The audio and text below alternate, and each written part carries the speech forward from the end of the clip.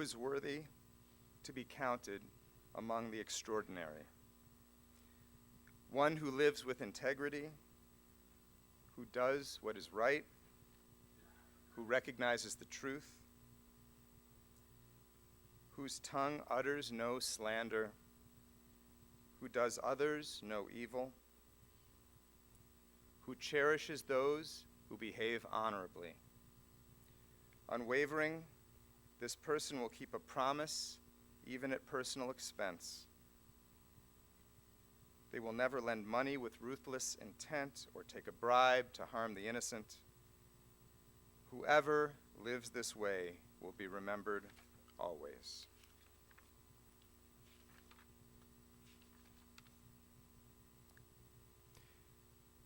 The dust returns to the earth as it was, and the mind falls back to its divine source.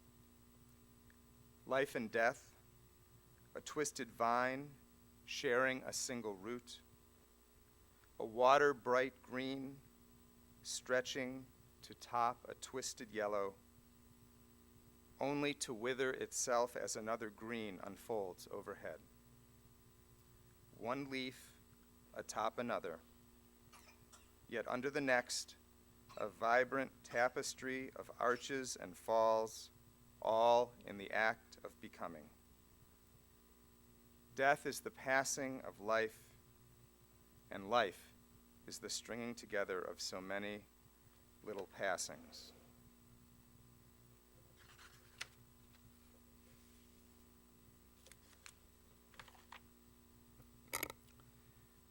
We have come together this morning to celebrate the life and to mourn the loss of Lilly Binstock.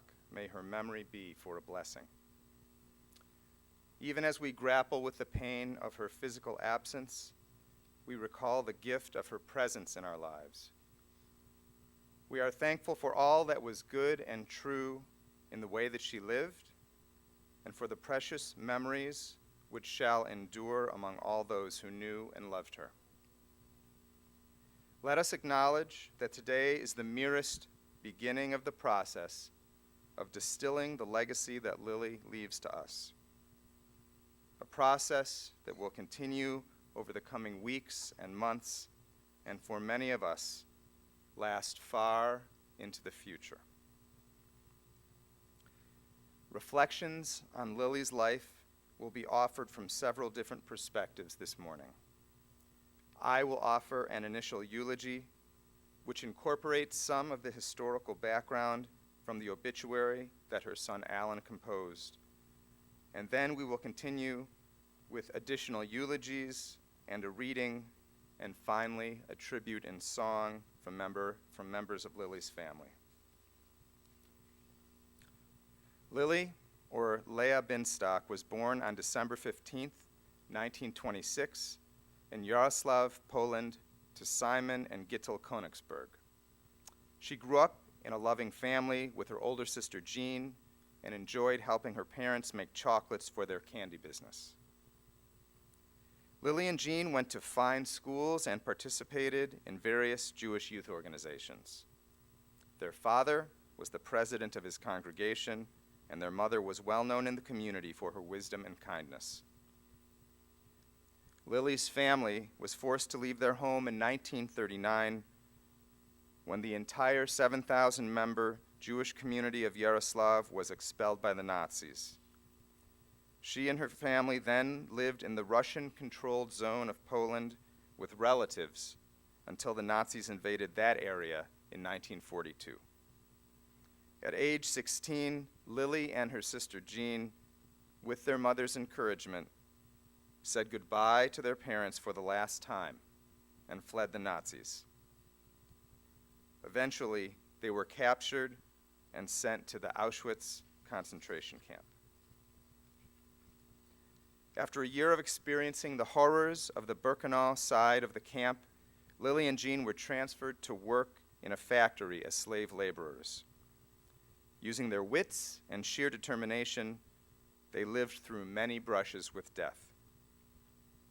Through courage, strength, and some good fortune, they survived Auschwitz and escaped from the Nazis in January 1945 while on a death march out of the concentration camp.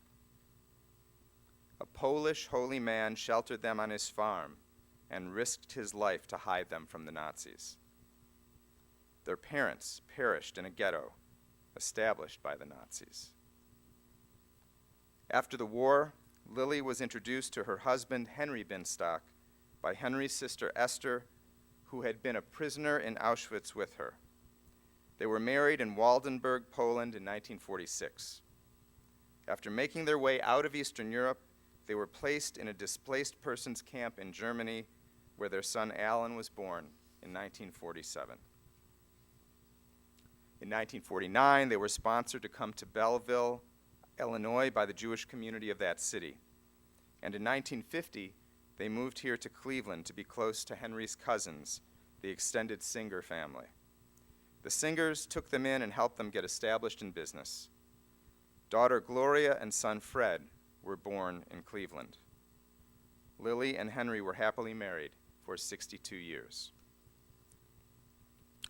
One of the central values in Lilly's life, having come through the horrors of the Holocaust and witnessed the worst of what people could do to one another, was a deep love and respect for all people, regardless of their background or religion.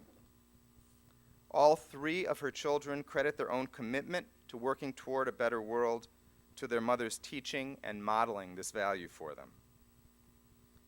Fred remembers in particular the importance of their family kitchen table as a place to discuss the news of the world and each person's sense of how best to respond to what was taking place. Among the many ways in which Lilly demonstrated this love and respect for others was the way she engaged with people in the context of their neighborhood and in their family shoe repair business. According to her children, Lilly always loved sitting out on the front stoop of their Mayfield Heights home and watching the neighborhood kids coming home from school. She also developed close relationships with the neighbors on their street, many of whom had Italian-American backgrounds. There was one neighbor in particular named Mrs. Nero, with whom Lilly developed a close connection, and who kept the Binstock home well stocked with boxes of Italian waffle cookies known as pizzels. Another avenue for Lilly to connect with her neighbors emerged when at a certain point in her life, she took up power walking for exercise. She got tremendous enjoyment out of her regular touring of the nearby streets and the many opportunities she would have to stop and converse with others who were out and about. She was well known and much appreciated by all who lived in the vicinity.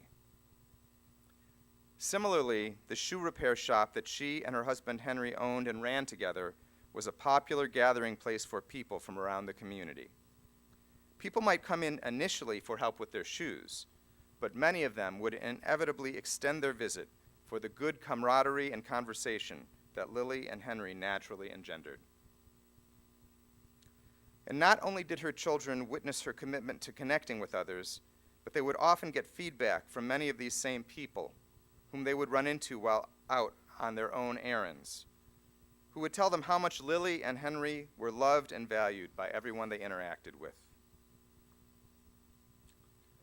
It is certainly the case that Lilly refused to allow her life to be defined by the horror of her experiences in Europe during the Holocaust.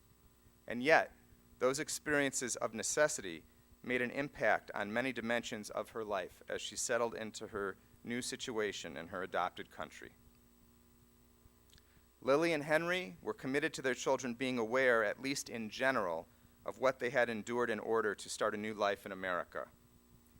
They also, like many of their fellow survivors, naturally gravitated towards those with whom they had some shared understanding of what the Jewish community in Europe had experienced. For both of these reasons, Lilly and Henry decided to get involved in the Kol Israel Foundation, an organization that was founded by survivors who settled in Cleveland following the war. They were able to draw strength from connections to others who had been through similar pain and struggle, and with whom there was a shared sense of history and responsibility. Lilly would always make certain to attend the activities and events sponsored by Kol Israel, most especially the community Yom HaShoah, or Holocaust commemoration gatherings, as well as the special ceremony held during the High Holy Day period at the Zion Memorial Park Cemetery. Over the course of her life, she and her family were asked at different times to participate in both of these events by lighting a candle and sharing reflections on her family's experience under the Nazi regime. Although her children were aware that Lilly and Henry had been through the most difficult situations a person could face, Lilly chose not to share with them the specifics of what she had been through until later in her life. Being publicly identified as a Holocaust survivor was often not something with which Lilly felt comfortable, and she would occasionally cover up the number on her arm so that this part of her identity would not be immediately noticeable to others. Lilly's privacy around her wartime experiences lasted for a good part of her adult life, but as she became aware in the 1980s of those who were attempting to deny the reality of the Holocaust, she decided that she needed to overcome her personal reluctance to speak about that part of her life in order to stand up against these people who sought to erase the disturbing truths of Nazi ideology.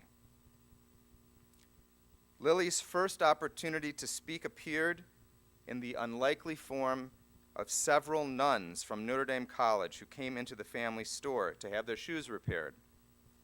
In the course of their visit, they all discovered that they had a shared ability to communicate in Polish.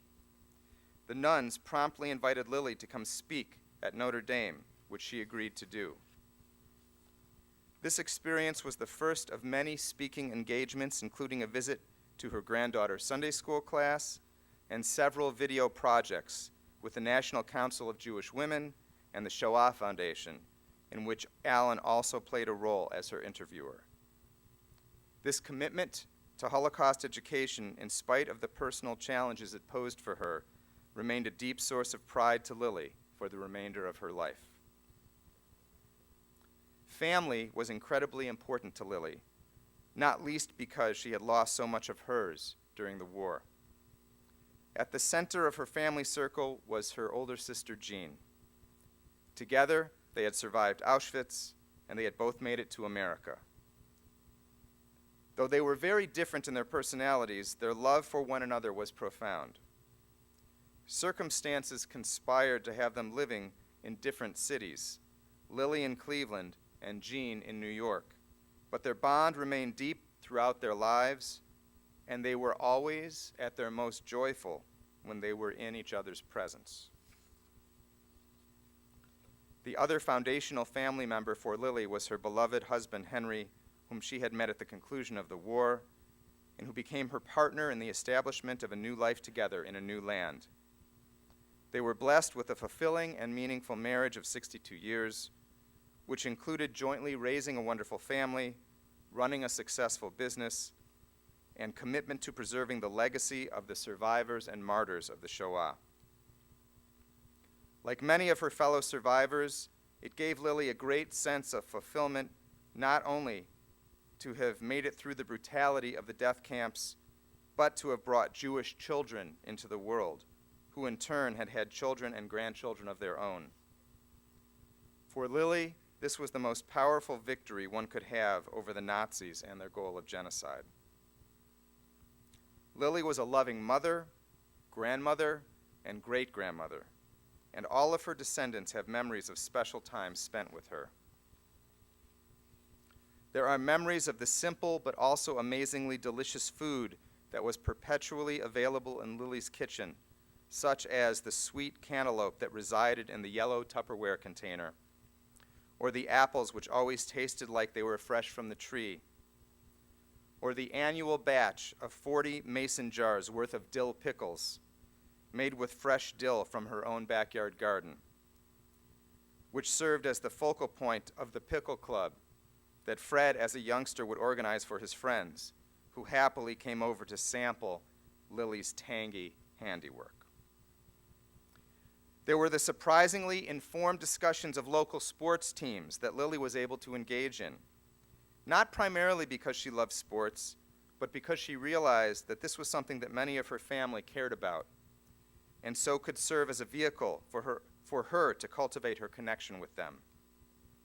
It was this commitment of hers to which Alan attributes Lilly's willingness to allow him, while still quite young, to spend many a Sunday at the ballpark watching the Indians play a doubleheader.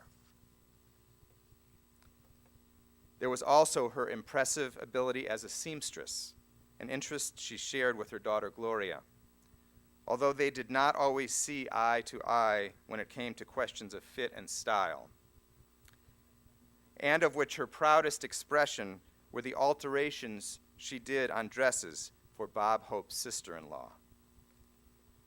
Besides these central elements of Lilly's connection to her family, there are memories of her daily dedication to exercise and fitness, which for many years included televised motivation and instruction from the likes of Jack LaLanne and Denise Austin. There was also a deep appreciation for her commitment to attending her grandchildren's many activities, from theater to ice skating and dance recitals to sports events. And there were games of dominoes and bingo, as well as spending time at the family shoe store where the grandchildren were even allowed to play with the cash register. And not to be forgotten, the summer evenings spent catching fireflies in mason jars. Although it may seem to go without saying that Lilly's Jewish identity was important to her, it went far beyond her personal history as a Holocaust survivor.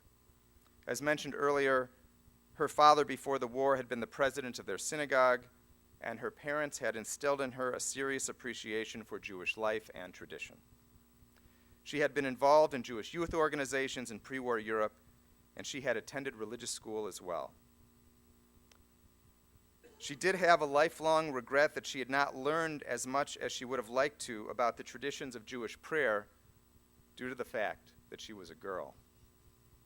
However, even in the absence of specific understanding of the structure and content of traditional Jewish services, she cherished the experience of attending synagogue with her family, especially on the High Holy Days, of which the Yizkor service was most meaningful to her, and also on Simchat Torah. It became clear to her loved ones over the past year that Lilly's inspiring, courageous, and incredibly rich life would soon be drawing to a close. As her family came together around her during this period of time, they and she experienced gratitude for the love and support which carried her to this final threshold. She was blessed to be able to remain a resident at Meyer's apartments rather than having to move as her physical condition became more serious. She was blessed with wonderful caregivers from the team at the Menorah Park Hospice. On what was to be the second to the last day of her life, she was able to receive the gift of a massage, and on the very last day of her life, she was surrounded by the loving presence of a music therapist with a guitar. Most of all, her family was grateful that Lilly reached the final moments of her life in a state of calm and peace and with no need for medical intervention. May the many ways that Lilly Binstock taught and loved and celebrated, the many ways that she triumphed over the hate and violence directed at her in her early years, serve as a beacon of light to her family, to her community, and to all who are fortunate enough to encounter her story. And let us say, Amen. Zichrona livracha, may her memory be for a blessing. This time I'd like to call her older son, Alan, to come forward and share some of his reflections.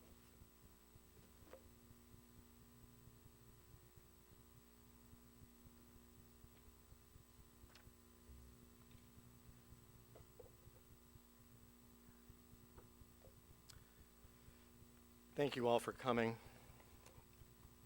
This is for Mom. I'm proud to come from a family of very strong women. And not surprisingly, I married into a family of very strong women. When I say strong, I'm not just talking about women who are courageous, smart, and willful. I mean women with a very strong moral code whose mission is to instill only the best values into their children and grandchildren. My mom, Lilly Binstock, was one of those women. And she did not have to write an ethical will for me because she was my role model who planted her ethics in me, my sister, and my brother. Where did Mom get her strong moral code? Well, first of all, it came from her mom, Gittel Koenigsberg, who worked with my grandfather Simon in the family candy business. She also got it from her dear sister Jean, the older sister whose example she often followed. And she learned it from women in the Singer family, my dad's cousins, women like Pearl Lerner, who was somewhat of a surrogate mom to her. So what were these values that Mom instilled in me and my siblings? First and foremost was her unconditional love for us. Mom was my anchor in life. No matter how harsh or cold the world might seem to me, Mom was always there as a loving presence. She was my safe harbor in the storm.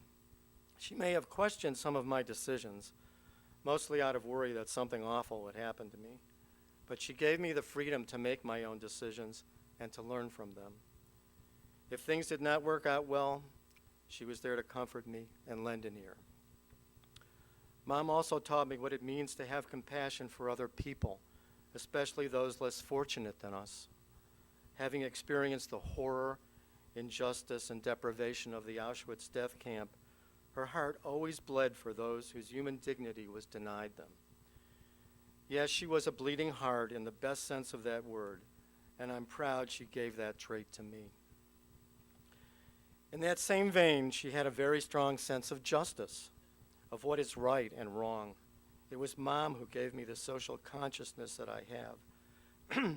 She taught me to identify with all oppressed people and gave me the desire to help them. Although she was worried about me sticking my neck out too far, I knew that she and Jean had stuck their necks out in the death camp on a number of occasions, and I chose to follow the example of courage that they set.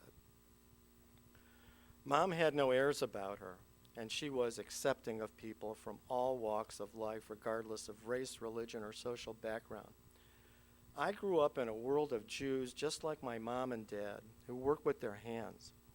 Mom was an excellent seamstress and Dad a master bootmaker. Their Jewish friends included the butcher, the baker, the garage mechanic, and the carpenter, all of them true craftsmen and wonderful people.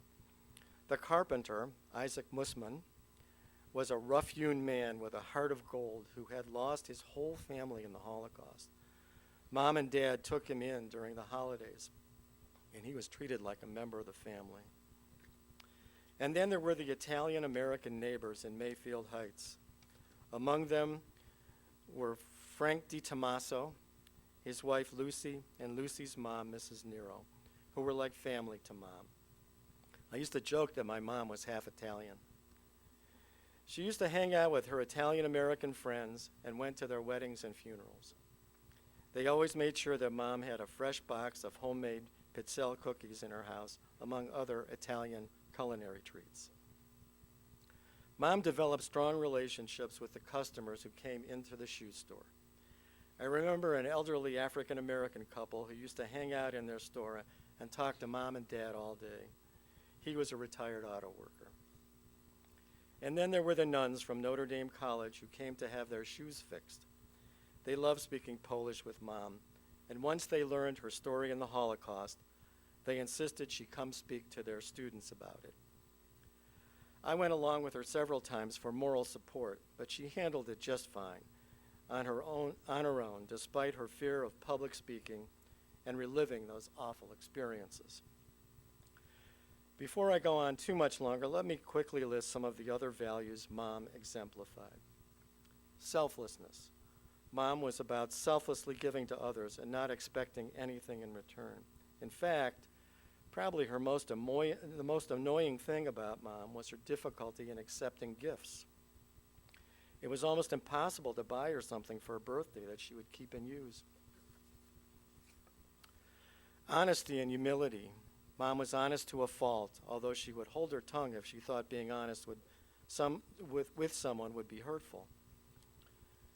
A humble soul, she would never brag about anything except, of course, her children, grandchildren, and great-grandchildren.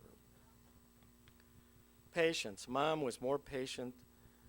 Nobody was more patient than my mom. After all, she lived for 62 years with my dad, who could be a little stubborn at times.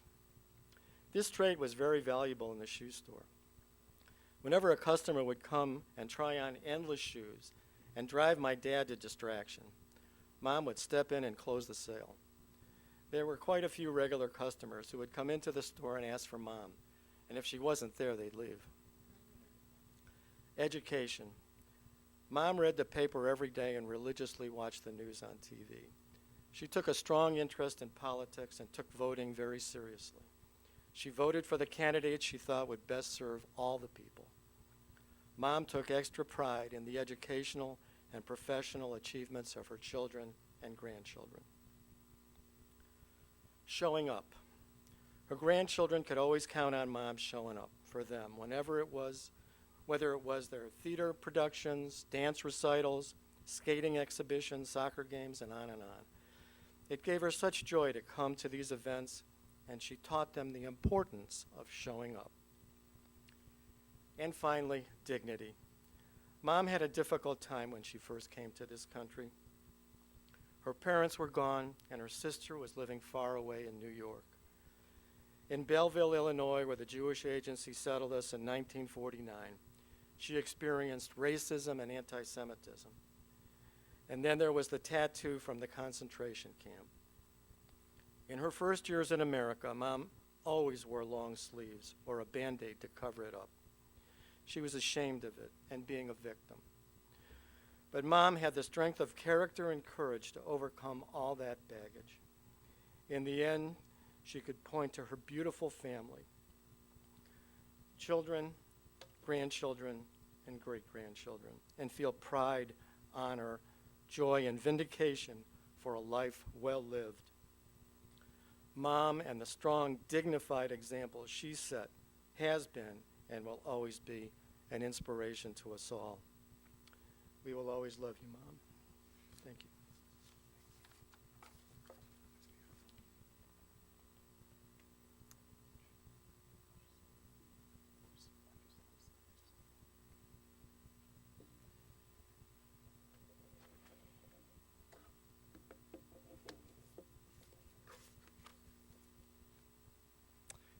Thank you, Alan, for that beautiful tribute.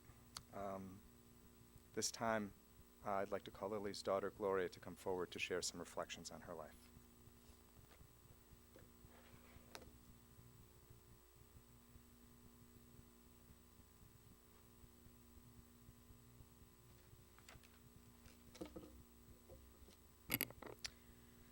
Well, Lilly Binstock, she was known by many names.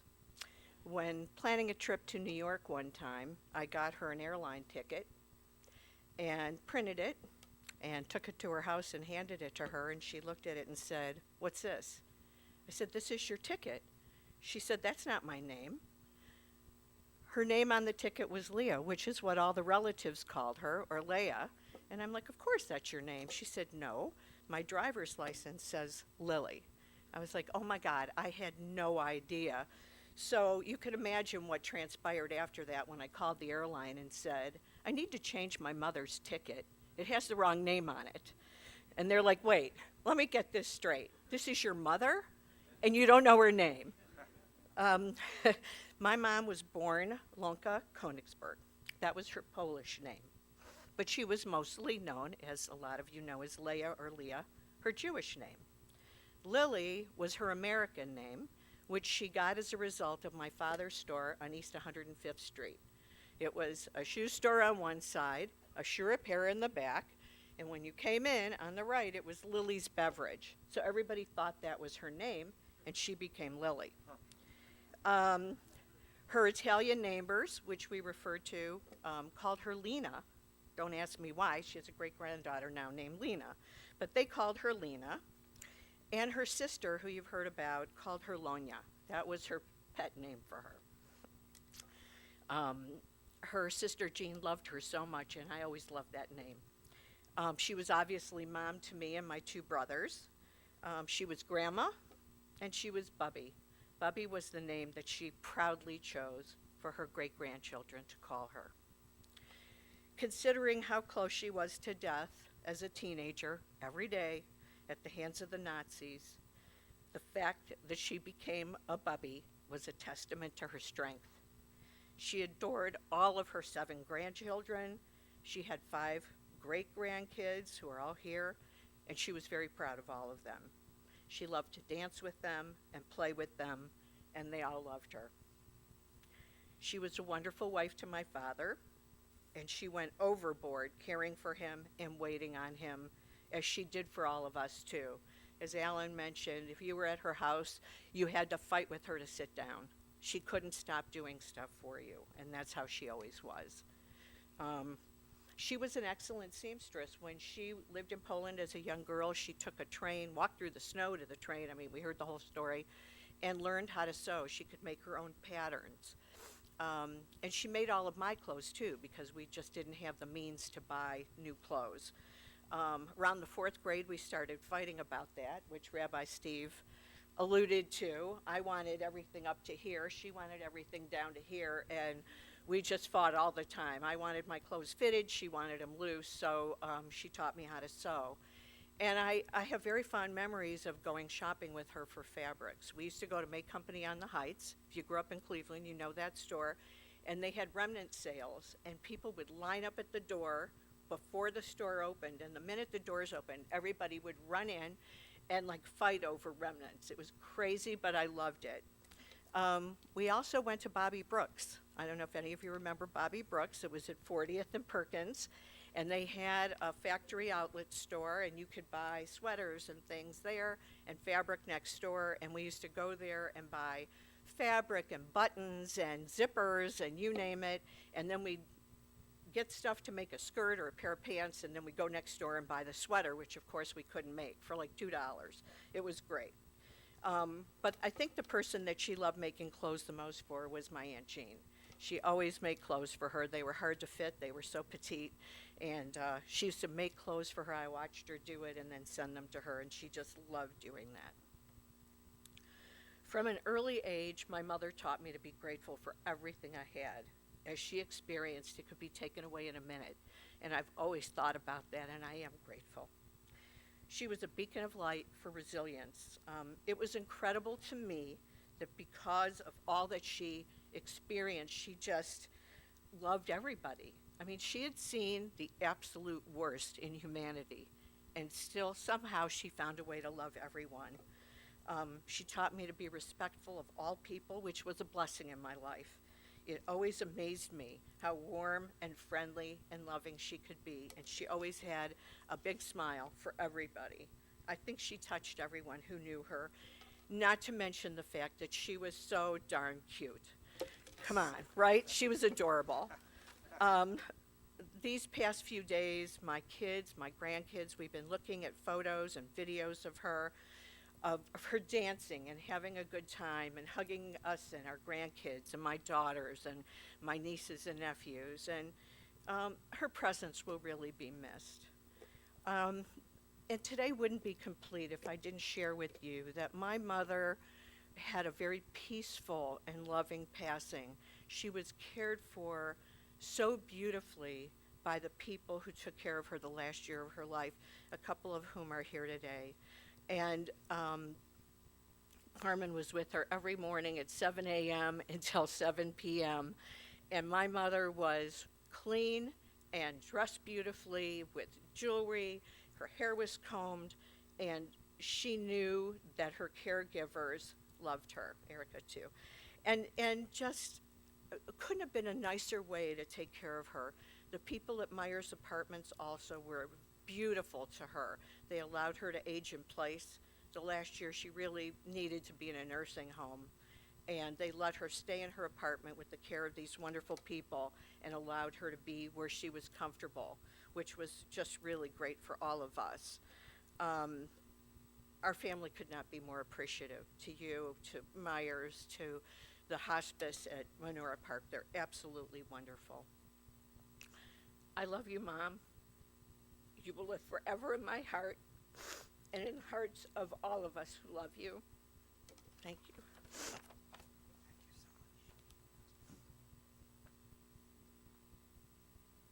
Thank you so much, Gloria, for those beautiful reflections. And now I'd like to invite Lily's younger son, Fred, to come forward to share a reading in her memory.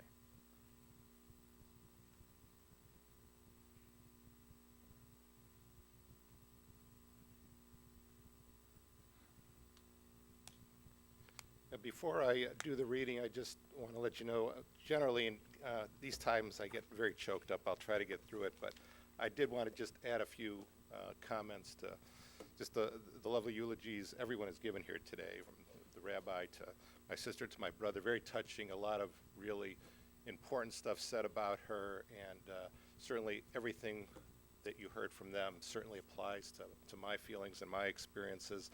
And a few more, just to kind of add to it, is that the spirit that she had, the love for music, the love for life,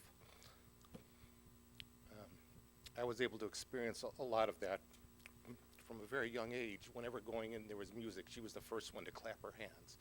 And I think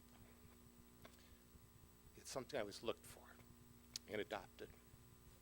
So it led me to eventually, for those of you who know me, that I've performed Israeli folk dance for many years, something that the music moved me, and a lot of it came from what was instilled by my mother. So, being the baby, it's kind of tough. I was the last one in the house, and I was with her.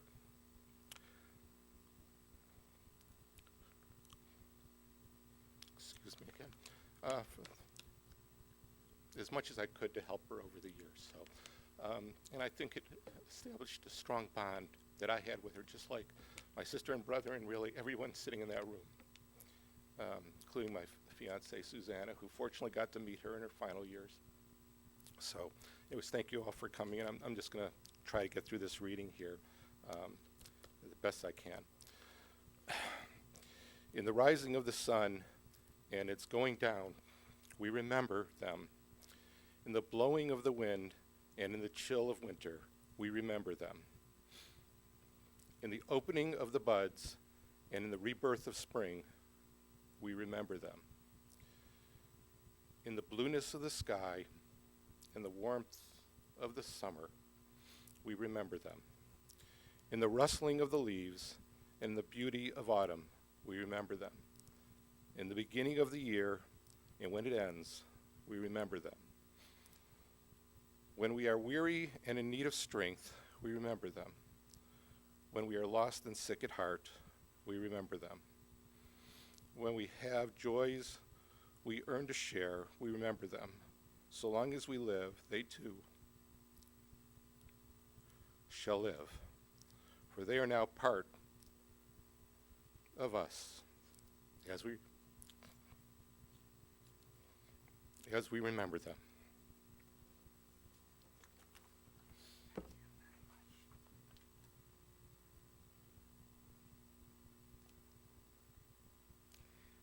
Thank you so much, Fred, for the touching reading and your reflections as well. We're going to conclude this section of the ceremony by inviting one of Lily's grandchildren, Laura, to come forward for a musical tribute to her.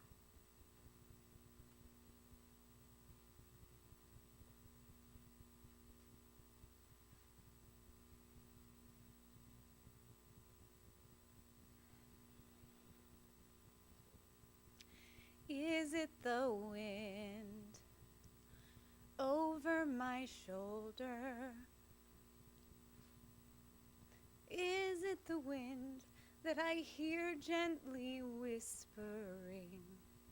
Are you alone there in the valley? No, not alone, for you walk with me. Is it the wind there over my shoulder? Is it your voice calling quietly over the hilltop, down in the valley? Never alone, for you walk with me when evening falls and the air gets colder. When shadows cover the road I am following, will I be alone there in the darkness? No, not alone, not alone, and I'll never be. Never alone, you're walking with me. Is it the wind there over my shoulder? Is it your voice calling quietly over the hilltop, down in the valley? Never alone, for you walk with me.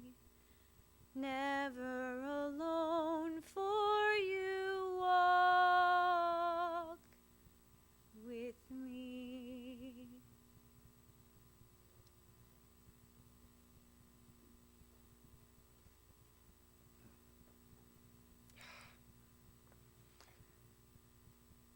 Thank you for that beautiful and heartfelt tribute, Laura. This time we are going to continue with the memorial prayer El Malei Rachamim. I invite all those who are comfortable doing so to please rise.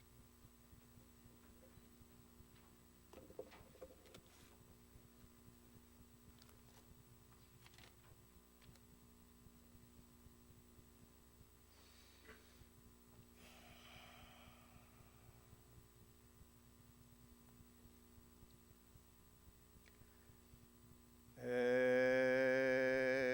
Malei Rachamim, Shochen Bamromim, Hamsei Menucha Nechona, Tachat Kanfei HaShechina, B'ma'alot Kedoshim Utehorim, Kezohar Harakia Mazhirim, Et Nishmat Leah bat Shimon v'Gital Shalcha le'olama. Ana Ba'al harachamim, Hastireha beseter kenafecha le'olamim, Utzror bitzror hachayim, Et nishmata Adonai Unachalata V'tanuach b'shalom al mishkava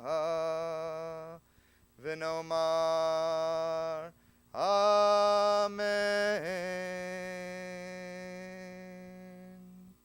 God filled with mercy, dwelling in the heavens' heights, bring proper rest beneath the wings of your Shekhinah, your divine presence, amid the ranks of the holy and the pure, illuminating like the brilliance of the skies the soul of Lilly Binstock, who has gone to her eternal place of rest. May you, who are the source of mercy, shelter her beneath your wings eternally, and bind her soul among the living, that she may rest in peace. And let us say, Amen. Please be seated.